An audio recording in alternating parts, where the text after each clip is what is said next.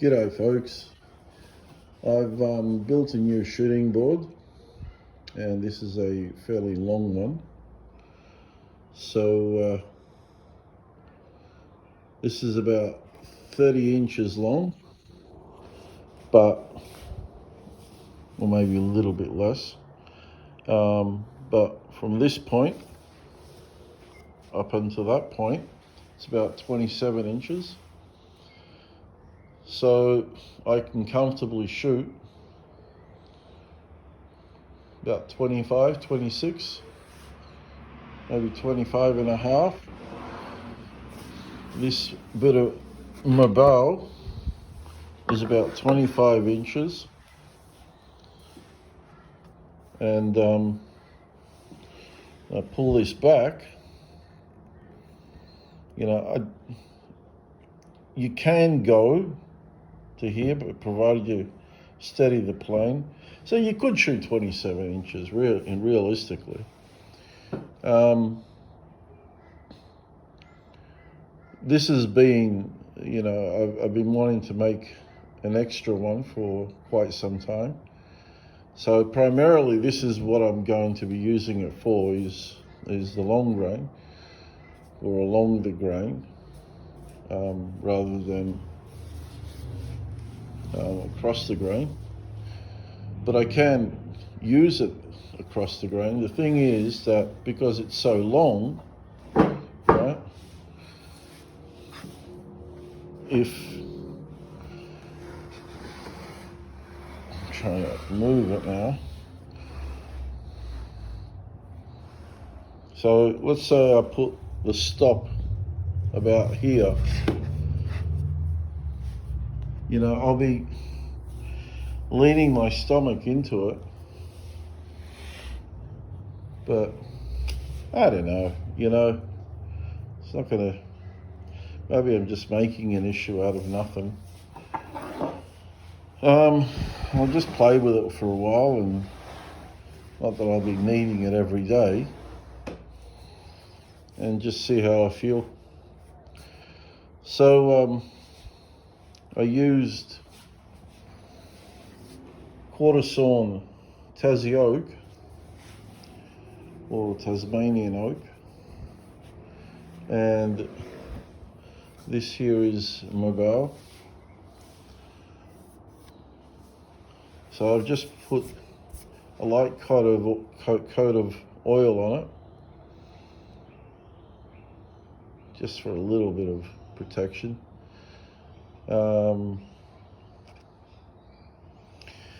Not much really to say.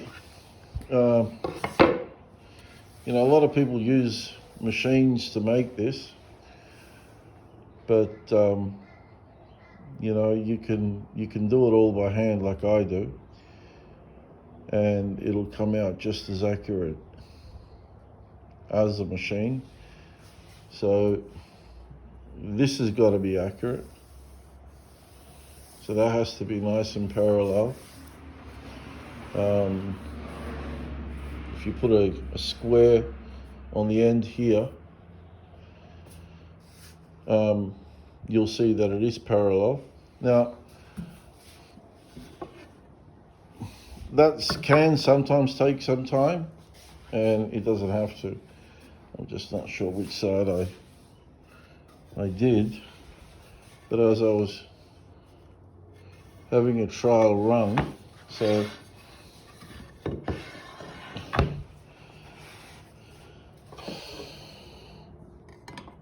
you can see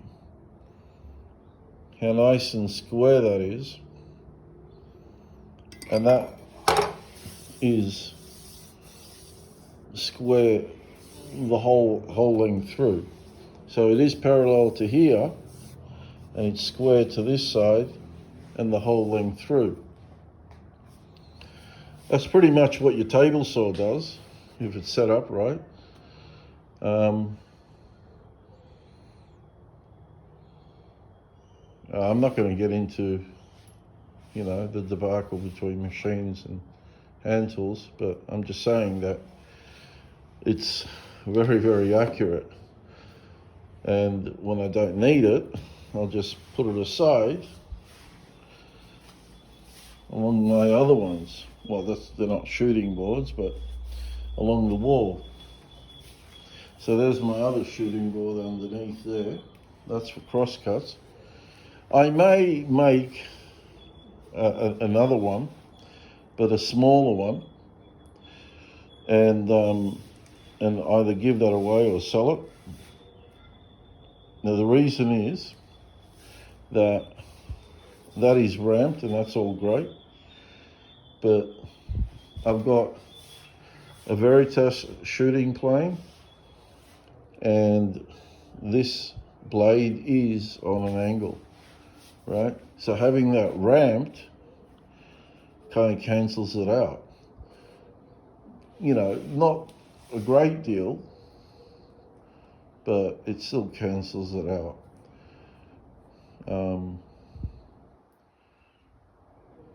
It'll be just like me having a straight blade on, on one like this.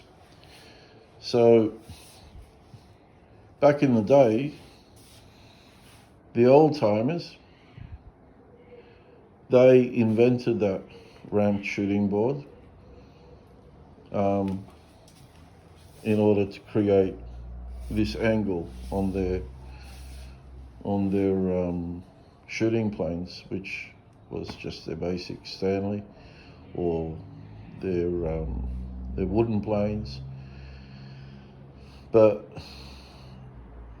there's no need for that if you have a shooting plane, and I would highly recommend you getting one.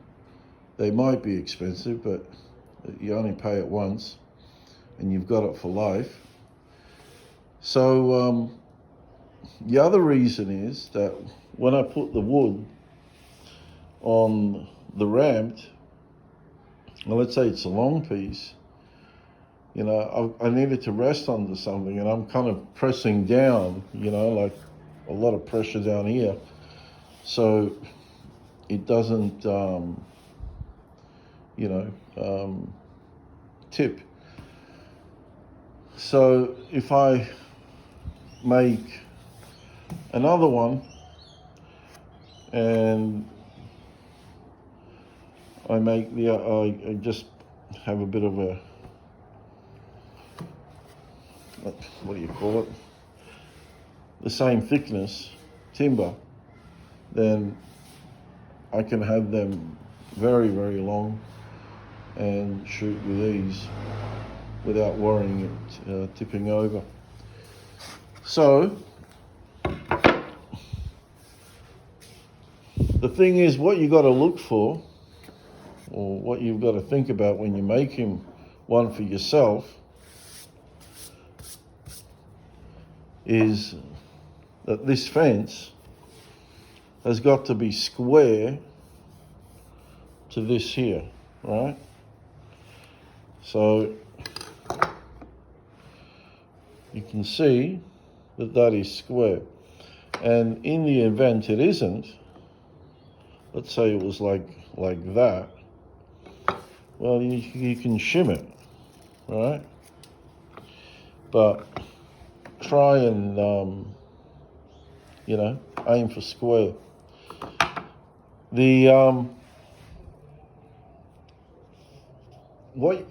How you can do that,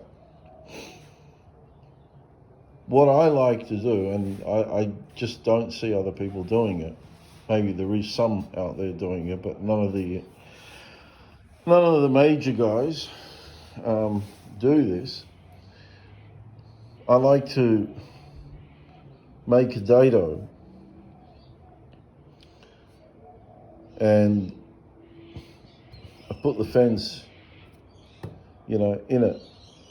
And I know then that is definitely square. And I don't put any glue either. So I don't glue the fence down. I just put a couple of screws, which this entire time, like with the other ones, and the other ones that I've made, I've never put screws in it. I just glued them down. But, sometimes something can happen and this goes out of whack, instead of shimming it and all of that and, photo-assing around with it, I just, I can pull it out and put it in a new piece. So this is very, very tight, right? So I made the dado to be really snug.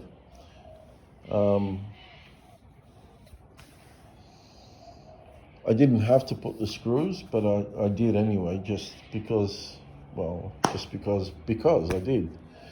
I don't want it to move. And even if it did move, let's say move back, I can always hammer it towards that side. So that's one thing. The other thing is that you want the table, you want this to be square to the plane. So with my one,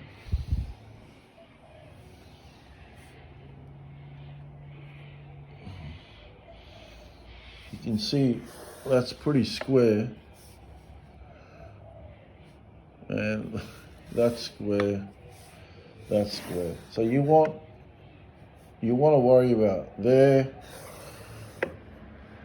let's say there. Well, I mean,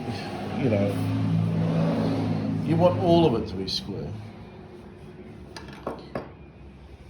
And if that's square, then you're going to get a square, end. When you're planing, and this is important, when you're planing, you've got to push the board up against the plane. And you've got to, as you're planing, you've got to run your hand along with it. So I don't know how am I going to do this, but just use your imagination now, right? So this here, right?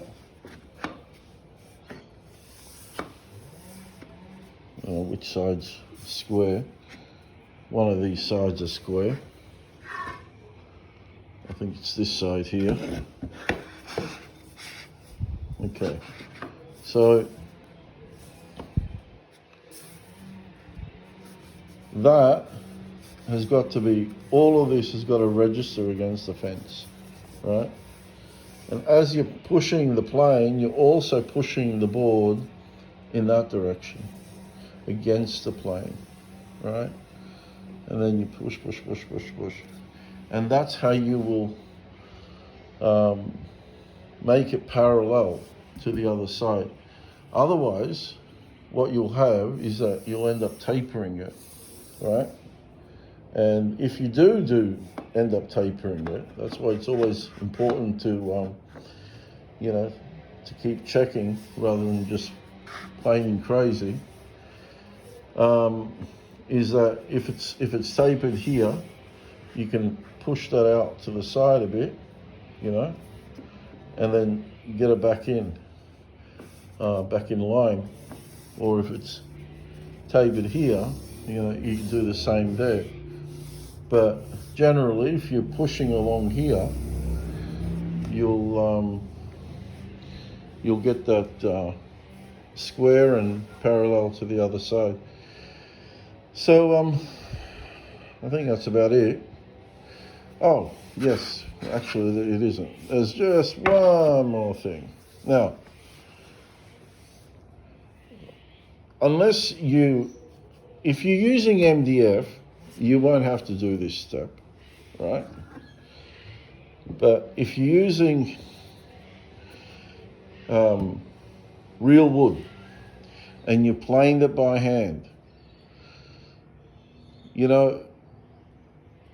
by the time you get to this, well, actually, some areas may not be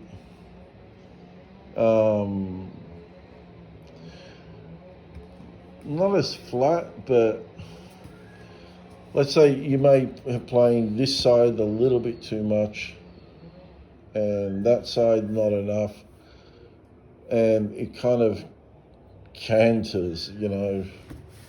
I don't know how to explain it. It's not like as if you put it through a planer to where it's just, you know, dead flat. What will happen is that this plane will then, you know, say it's raised like that, so it won't be square to this surface. All you've got to do then is run a rebate plane or a shoulder plane and take, you know, light cuts. Just run it along there and then test it. See, you know, is it square or not? Because all you're doing is when you're removing this material, and that's going to remain high. You know, it balances it all out. So that's how you get that square to the plane. Okay, that's it. Thanks for watching.